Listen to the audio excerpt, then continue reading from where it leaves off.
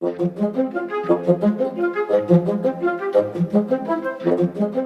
back to the IEA's podcast Everything Energy. I'm Dan Hewitt.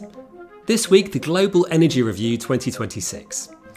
Past energy crises have changed the way the world uses energy, from the price shocks of the 1970s to Russia's invasion of Ukraine in 2022. They've pushed the world towards new energy sources and changed our understanding of energy security. But what were the big energy trends on the eve of the 2026 war in the Middle East? The IEA's latest Global Energy Review shows the amount of energy we were using, which fuels and technologies met this demand, and how that picture varied in different regions around the world. But how could data on where we've been help our understanding of where the world is heading next? Helping me unpack some of the report's key findings is the IEA's Alex Martinos, an energy analyst and one of the report's key authors. Okay, Alex, thank you for joining us today. Now we're looking at the Global Energy Review 2026.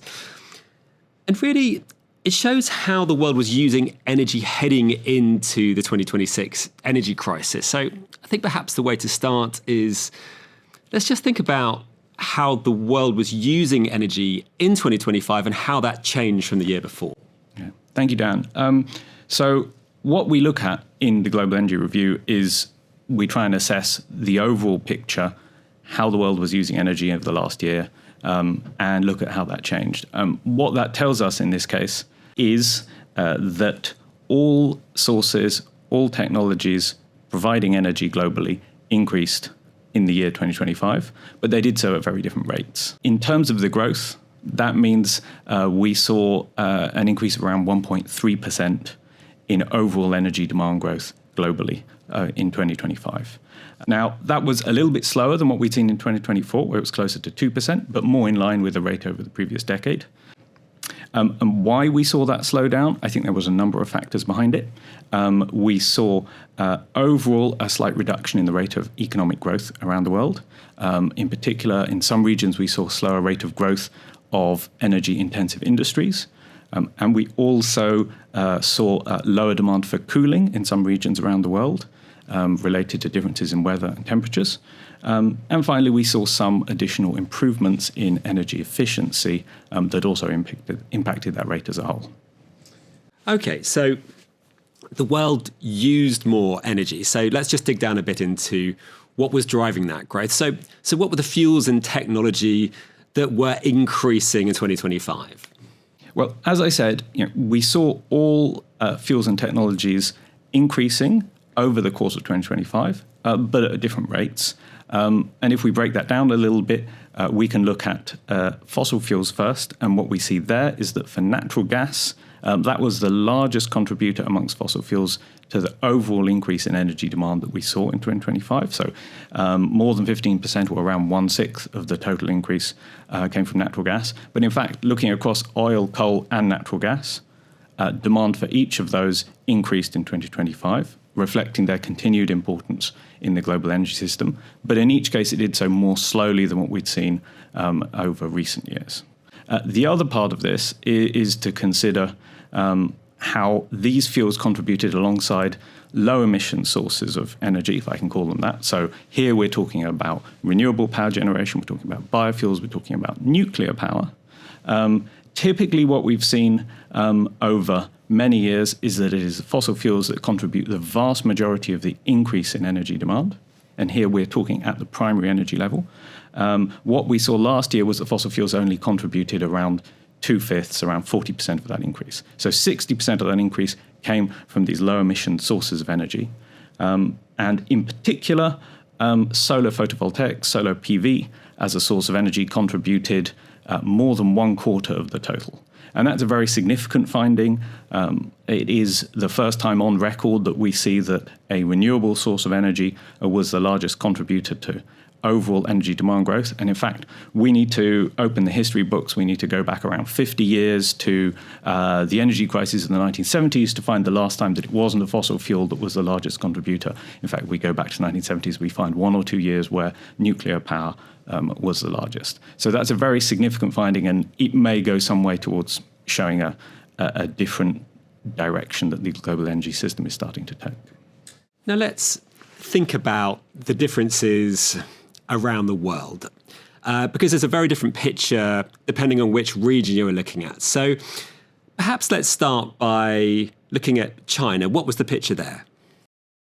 Yeah, so what I've been talking about so far, the global picture, and you're absolutely right that this varies dramatically once you start to break things down. And in the case of China, China remains the largest contributor to overall energy demand growth when we look at it in absolute terms, as has been the case for many years now. However, if we look at the rate of growth in energy demand in 2025 in China, that slowed to around 1.7%. So if you're a close watcher of the Chinese energy sector, you'll know that that's a significant deceleration. And there are a few things that behind that. One of them is the pace at which China is rolling out renewable sources of energy, which tend to be more efficient. The other aspect of it, I think, relevant in 2024 as well, was we're seeing some evidence of improvements in efficiency in the energy sector in China as well. The final thing to say is that if we look at how China was meeting that increase in demand, we see that the vast majority of it, around 80%, came from low emission sources. So primarily renewables, as I mentioned, but also nuclear power, which is growing fast in China too. Okay, now looking at the report, there is a different picture in America. Perhaps you could tell us why. Yeah, so different picture in many regions. In the case of the United States, we saw stronger energy demand growth in 2025 than we have seen in many years, so an increase of around 2%. If we exclude economic crises and downturns, we see that that's the fastest rate of growth in many decades in the US. It's driven by strong industrial growth. It's driven by, specifically in 2025, stronger demand for heating due to a cooler winter period, also driven by other factors such as switching between gas and coal in the power sector. And then finally, important to mention, because it's something that's getting a lot of discussion, rapid growth in electricity demand in the US that is being fed in particular by the expansion of data centers. And I mentioned the mix in China. In the case of the US, how that demand increase was being met, we see quite a different picture. The vast majority of that demand was met by fossil fuels. So again, around 80% coming from fossil fuel increase consumption. Now, stepping back a little bit further, what are the bigger trends we saw around the rest of the world? I appreciate that's hard to sum up in just one answer, but what were some of the big underlying trends that we saw in the report? Yeah, and the more you look into individual regions, the more complexity you find. But it is worth highlighting, I mentioned the rapid growth in renewables in China, but we're seeing that in other emerging and developing economies around the world. So in India, for example, significant growth in renewables, in combination with notable change in weather patterns in 2025, so an early, long-lasting and intense monsoon, that reduced the need for energy for cooling, and as a result, there was an overall reduction in the pace of energy demand growth in India. If we look at other advanced economies around the world, I talked about the US already. One of the factors I mentioned there, colder winter temperatures applied in other regions too, so in Europe as well. So in the case of Europe, that increased overall energy demand, but was balanced out by other factors such as the impact of higher gas prices on industrial energy consumption as well. So in Europe, we saw a much flatter picture. If you keep digging into other regions, you keep finding more stories. That's why it's such an interesting issue to look into. Okay, now, again, thinking of other trends in the report, I'm going to read you a quote from the IEA's Executive Director, Fatih Birol, who said, "There's one unmistakable trend, the expanding electrification of economies." So what can we say about the rate of electrification? What does the data show us?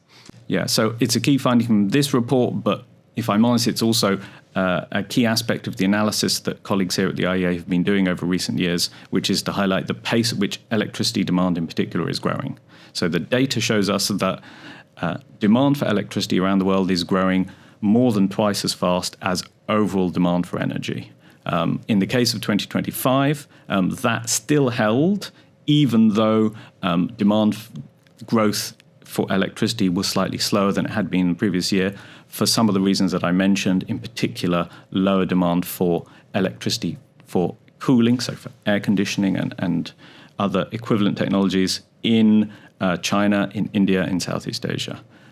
So even with that taken into account, we're still seeing this more rapid growth in electricity demand. But notably, it's also true that if we look at advanced economies, where electricity demand growth has been relatively flat for several years, we have now seen increased evidence of a robust return to growth in electricity demand as well.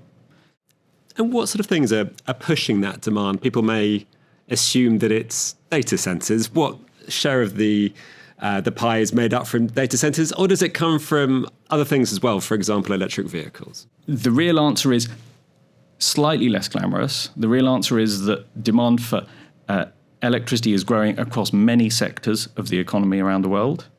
It's growing across energy use in buildings, appliances in buildings. I mentioned cooling already. It's growing across industry, economic growth, driving electric consumption in industry, but also electrification in that sector. But it is also true, as you mentioned, that there are some newer areas which are driving electricity demand growth more rapidly, and worth picking out a couple of those. One of them, which we've already touched on, is data center growth. That tends to be highly geographically concentrated, in particular in the US, but also in Europe and in China. The other thing to mention, and this ties into some other findings from this report and from other IEA work, is, as you touched on, the increased adoption and usage of electric vehicles around the world. So in 2025, acquisitions of electric vehicles grew by over 20%. So now more than 1 in 4 new cars around the world are sold with an electric plug. This is a very significant change, just viewed over the last 5 years, certainly viewed over the last 10 years. And we are starting to see the impact of that, plus adoption of electrification in other parts of transport, such as we're starting to see rapid sales of electric trucks in countries like China as well. We're starting to see this flow into impact for electricity demand growth as well. It's still making up a small portion of the overall increase in electricity demand, but it's moving much faster. And how is that electricity demand being met? Perhaps you could tell us, what's that balance between fossil fuels and low emission technologies? Yeah, this is such an interesting story because the first thing to say is we've seen and we're tracking record deployment of renewable power generation in the electricity generation sector. So what that means is we have now seen for more than 20 years in a row, every year, the amount of new renewable power generation that is added to the global electricity system sets a new record. In the case of 2025, that means an increase of around 800 gigawatts, of which around 3/4 was solar PV. And this rapid growth is, again, fairly broadly spread around the world. The largest contributor is in the case of China, but we've also seen record deployment in 2025 in the European Union. We've seen rapid growth, as I mentioned already, in India. And when we start to look in other regions in the world too, such as in sub-Saharan Africa, in the Middle East in 2025, again, we saw very significant increases in that deployment. What we've seen over the course of this century is that the proportion of new electricity demand each year, the proportion of that which is met by these new low-emission sources, and we can include nuclear power in this as well, has been creeping up, but it's been only a fraction of the total. So in other words, electricity demand has been continually growing faster than we've been able to add new low-emission sources of power generation to the system. What we saw in 2025 for the first time is that total reached more than 100%. What do I mean by that? What I mean is that although electricity demand continued to grow rapidly and significantly in 2025, the pace of growth in electricity generation from these low-emission sources was even faster. That's the first time that we've seen that, and that's, I think, potentially a very significant reflection of where things could be going in the future. Okay, so as we've said, there's been this growth in low-emission technologies. But what impact has this had on the other fuels that make up the energy mix? Looking across the rollout of these new technologies, what we're able to do is get an idea of the equivalent consumption of fossil fuels that has been displaced by the rapid deployment of these new technologies over the last 5 or so years. It tells us that around 35 exajoules of energy demand from fossil fuels has been avoided or displaced since around 2019. What is 35 exajoules? It's quite a big number. It's around 7% of all global fossil fuel consumption today. To try and put that in terms that's a little bit easier to get a handle on, if we look at natural gas over this period, looking at the impact of the adoption of 5 key low emissions energy technologies, what we see is that the amount of natural gas demand that has been avoided over this period on an annual basis is equivalent to around half of the global LNG trade today, by which I mean ahead of the current crisis. So it's a very significant impact that's happened, if you like, in the background through the deployment of these technologies. If you look at the equivalent number in coal, we're talking about the equivalent to the overall coal consumption in India on an annual basis that has been avoided through the rollout of these technologies. Okay, I think that leads us into emissions from the energy sector, which is covered in the report. So what was the big picture about the total emissions in 2025 as opposed to the year before? So the headline number from our analysis is that carbon dioxide emissions from the energy sector increased by around 0.4% in 2025. Now, to put that in perspective, that represents the slowest rate of annual increase that we've seen since the post-COVID rebound over the last 5 or so years. What is driving this? I think it's worth breaking it down perhaps into some of the key regions. And in the case of China, it's notable that CO2 emissions from the energy sector fell in 2025 due to some of the things we've been talking about, including the rapid adoption of renewables and overall slower demand growth. It may be too early to say whether China's CO2 emissions from energy have peaked because of the short-term variability that we see from factors such as changes in weather on a year-on-year basis, but it's still a notable finding nevertheless. Alongside this, I would mention that energy-related CO2 emissions in India were also relatively flat in 2025, again, for the first time in that case for several decades, if you leave out short-term variations connected with things like the COVID crisis. A picture elsewhere in the world, though, was quite different. And in the case of the United States, we saw an increase in emissions connected to some of the factors that I've mentioned already, including increased gas-to-coal switching and power generation. What happens when we take this picture and look at it together is we see that in 2025, CO2 emissions from the energy sector in advanced economies grew more quickly than they did in emerging and developing economies. And you have to go back to the beginning of this century, and I think back into the 1990s, to find the last year when that relationship held. Okay, well, we've really discussed the big themes, the big trends. That really brings us right up to the eve of the conflict in the Middle East, which happened in February. But perhaps we could just think about how crises in the past have changed the way that the world uses energy. Are there any conclusions about what we might be seeing this time next year when we're looking at the following report? What I would say about this report in general is that usually it provides a very valuable baseline for readers in terms of the data about the previous year. But this year, as we've been saying, it also provides this picture of where the world stood on the eve of the kind of events that have played out in the energy sector over the last few months. Why is that relevant? Because it tells us not only perhaps where the energy world stood, but also maybe tells us something about where it was going. Why is this significant? I think we know about the impact of energy crises in the past. We know if we look back just a few years to 2022, to the implications and impact of Russia's full-scale invasion of Ukraine, the impact that that had on, for example, power generation in the EU and across Europe, and the extent to which that accelerated the pace of change in Europe. But we can also look back further. We can look back to the foundation of the IEA, back to the energy crisis of the 1970s. And in that case, we see evidence that those crises catalyzed a really significant period of change in global energy.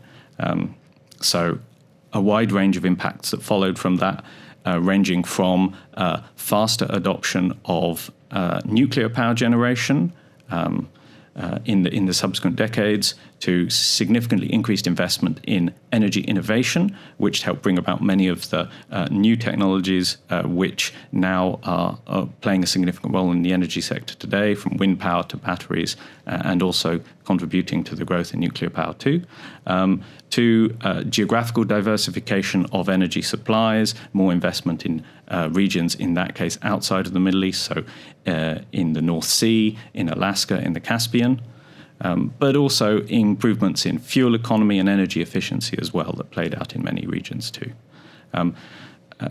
So that's really a valuable historical reminder of the ways in which these crises can impact and influence the way that the energy sector shifts direction.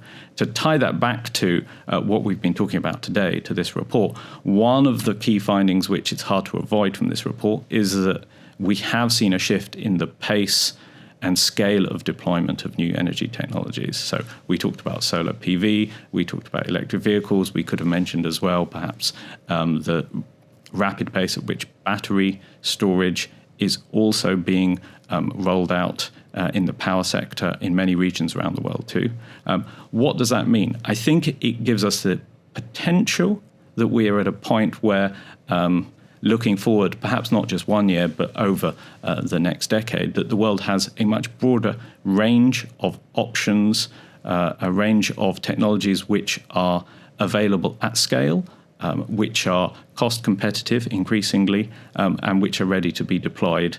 So there may be a broader toolkit that the world can deploy as it deals with the consequences of the situation we find ourselves in today than was the case looking back to previous crises. Okay, Alex, Martinos, thanks so much for coming in to talk to us today. Thank you.